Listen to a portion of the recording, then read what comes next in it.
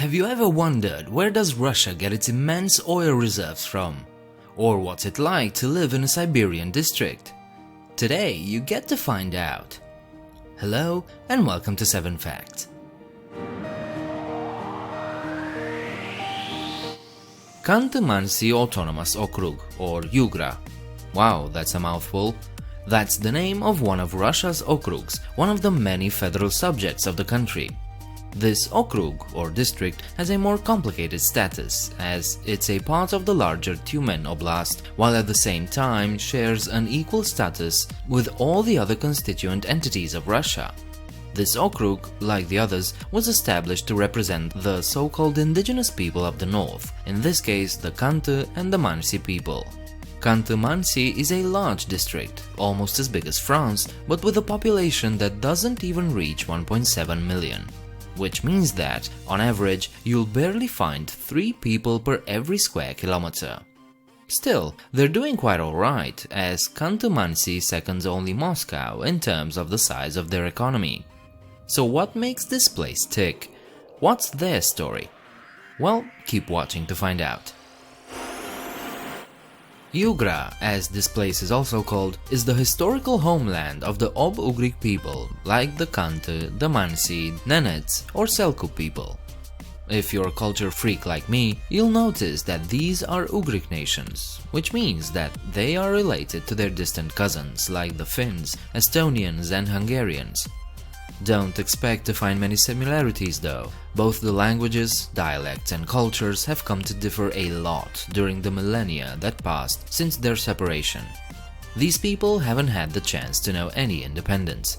They were under the control of the Mongol Golden Horde, and after the 16th century they became a part of Russia. Like other Siberian realms, Khanty-Mansi also quickly became a place of exile for criminals and political dissidents from the European side. However, there's one thing that, during the 20th century, led to the rapid development of this place: rich fields of oil and natural gas. Since the 1930s, fossil fuel is the main drive of this okrug, a situation that's unlikely to change anytime soon. Khanty-Mansiysk is the capital city of the okrug. This isn't the largest or busiest of the okrug's cities, but it was chosen as the administrative center. One of the highlights of this place is the fact that it's a skiing and alpine skiing global center. Several competitions are held here annually, especially biathlon, a sport that combines skiing and rifle shooting. Khanty-Mansiysk may be the capital, but the city of Surgut steals the spotlight in this area. Almost 5 times bigger than the capital, Surgut is known as the oil capital of Russia. It's also the largest port and railway junction in northwest Siberia, and in case you were wondering, Surgut is also home to 2 of the most powerful power plants in the world. So, have you decided which city you'll visit? Before we get to the next fact, I'd like to ask you something. This video isn't sponsored, so perhaps you'd consider supporting this channel by becoming a patron. If you still enjoy my content, go visit my Patreon page and help this channel out. And with that said, let's go to fact number 4. The Khanty and the Mansi put together barely represent 2% of the okrug's population. However, they are significant ethnic groups, remnants of the Uralic nations from bygone ages. Both are considered to be, along with Hungarian, the Ugric branch of the Uralic languages. Although it has to be said that it's theorized that Hungarian broke off from these languages some 3,000 years ago. But even these 2 remaining languages are split in numerous and highly divergent dialects.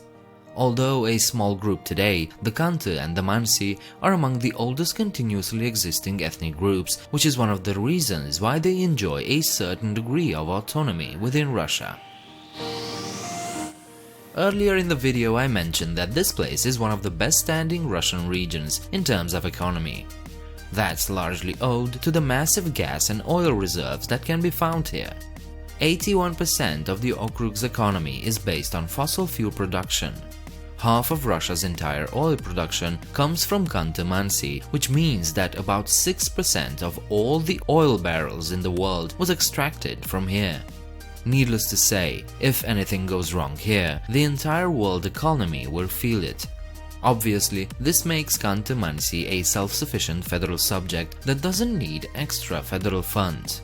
Quite the contrary, it's a donor region which supplements the country's federal budget. Khanty-Mansi is just east of the Ural mountain range, and in that area you'll find mountainous areas, obviously, high elevation hills and many forests. But everything east of that is a vast plain that rarely reaches 200 meters above sea level. That might sound boring, but trust me, it's not. 1/3 of the territory is covered by lush swamps plus marshes and forests. There are over 300,000 lakes and two of the largest and longest rivers in the world, the Ob and the Irtysh.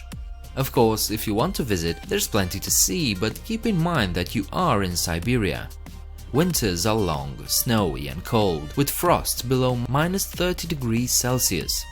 But even in spring, autumn or summer, weather can change stunningly fast, so always be prepared. The scenery and weather of Khanty-Mansi fits perfectly with the images of the long-lost wild animals of the last ice age. You can almost see them in front of your eyes. Well, actually, in Khanty-Mansiysk, you can actually see them. Located at the foot of a hill in the capital city, Archaeopark is a must-see objective for any tourist. It features lifelike statues of prehistoric animals and human tribes in their true shape and size. Here, you can truly grasp just how big woolly mammoths were, but you can also check out deers, wolves, bisons, bears, and woolly rhinos. And the best part, the entrance is free. Please leave a like and subscribe if you enjoyed this content. Leave your comments downstairs and don't forget there's a Patreon page where you can support this channel. I hope to see you next time. Bye.